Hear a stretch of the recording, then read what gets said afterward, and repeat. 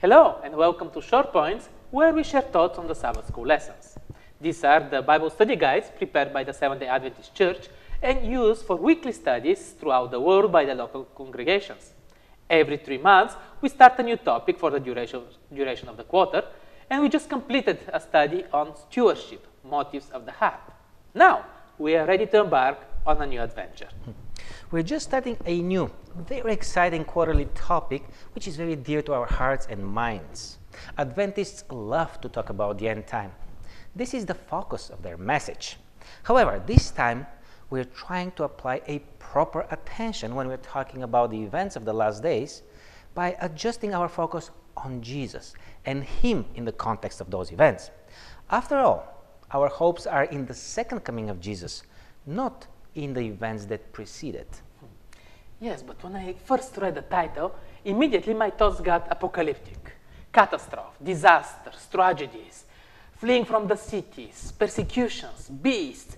And I was preparing for this by stocking on survival kits, getting off the grid, and it just didn't feel right. I felt like something important was lost. And then while reading through the introduction of the study, I got my smile back. Because yes, the author got it right. It's about Jesus. It's about getting back together. It's about walking with Him. And finally, being liberated from evil. With this perspective, I'm excited. Yeah, let's talk about this. The end matters a lot because it will be a new beginning that I can't wait for. So, let's go. Let's get into the first lesson. The cosmic controversy. Where did it all start? Who was the one who started it? Ezekiel and Isaiah describe a celestial created being that has challenged the authority of God, has challenged the sole divine status of God. And this started nothing else but a battle in heaven. And we find ourselves swallowed, affected in the reality of this battle of powers. Why there was a change of heart and what caused it? We won't find definitive explanation. What we know is that it brought sin, it brought evil, and it brought destruction here on earth. Sadly, this has become the background of the biblical worldview. And knowing that, we can start extracting some answers to many difficult questions that people have when encountering suffering and evil. We'll be focusing on the end of the story, the end of time. But for the conversation to make sense, we need to understand the context. What is the story about? What is it going to end? How did it start then? This by itself is a huge topic and study, but here we're just going to state our understanding. God, a loving and powerful creator that we cannot contain or explain, created a wonderful world with amazing beings, ultimately free to do the impossible. And unfortunately, the impossible happened. We cannot explain it. Explaining it will mean to give it a reason and to excuse it. But God got challenged. There was separation from God. And separated from the source of life, there is no life. There is nothing good. And evil got born. What is our reaction to sin after all this happened? Obviously, we know very well how things evolved, how Eve, and then Adam, have sided with the serpent in their choice for more knowledge. Unfortunately, our choices today are not much more different than the choices of our first parents. Seems like that knowledge is not enough to keep us from choosing against our Creator. Knowledge seems to be also not enough in saving us. We need a sort of power that will enable us to obey what we know. And we don't have this power in ourselves. Humanity made the choice. Why and how it got to that? Maybe one day when this is all over, we can get some insights. But we got disconnected too. It wasn't just a mistake. Something in the core broke. We wanted to be God, to hold things in our hands. And We got it. But then suddenly reality struck. We broke our only connection to life. The only connection that made difference from us being just dust. Now, Revelation 12, verse 1 to 7 presents a dramatic narrative of how the conflict evolved in heaven and then on earth. Apostle John constantly intertwines what happened in heaven with what happened on earth.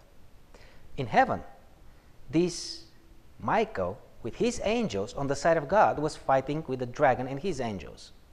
On earth, a woman pregnant who is about to give birth to her baby. And the same dragon from the heavenly picture standing in front of her, waiting to devour her child the moment it's born. The story continues furthermore in the chapter. However, we're not going to pay attention to the prophetic details, but we realize clearly that there is a war in heaven and there is a war on earth, and they are interconnected. Satan was building his case against God, and apparently we became the central object of the dispute. Is God really loving and caring? Is he just and trustworthy? Isn't he just playing games to control and to manipulate us? These are subjects and problems that we are sensitive to and we do have problems with, not only towards God, but towards anyone else. The only way for justice, love, and mercy to coexist was through God himself paying the price for the ruptured relationship and for him opening the door of hope for those that will accept forgiveness and make the choice for him. An extraordinary and unimaginable scenario exposing the ugliness of Satan's insinuations. Justice and mercy and a rescued humanity. Satan put all his efforts to stop it from happening. He was defeated in heaven, but he attacked the human birth of Jesus. He was given a fair opportunity to prove his case again in the desert against an exhausted and vulnerable Son of God. He tried everything, but the love and justice of God met at the cross at Calvary, and Satan was defeated completely. His case is done, but now he is furious, and all his fury is pointed towards those through whom Jesus is still walking on this earth today, his church. The narrative in Revelation 12 continues and reveals a prophetic period of 1,260 days that represents a time of persecution against the church. The war on earth is very real. People have been tortured, persecuted, sentenced, and murdered. However, the woman that carries the child has been given wings like of an eagle, and she manages to escape in the desert and preserve the child. It seems like somebody's helping her. Somebody's looking after her. The lesson spells it out in the words of Jesus. I am with you always, to the very end of the age. Those that have experienced the love, mercy, forgiveness, and power of God have received the biggest treasure ever. And such a strong bond is formed that nothing has the power to break it. The woman is the church. The child is Jesus, and the dragon is Satan. Chapter 12 ends with the dragon being enraged at the woman and goes after the rest of her offsprings, those who keep the commandments of God and hold fast their testimony about Jesus. And this last part that I just mentioned, the God's commandments and their testimony about Jesus, brings together law and gospel in oneness against evil. This certainly provides context and a specific vision when looking at the events around us. Join us next week when we'll continue the study with the topic Daniel and the End Time.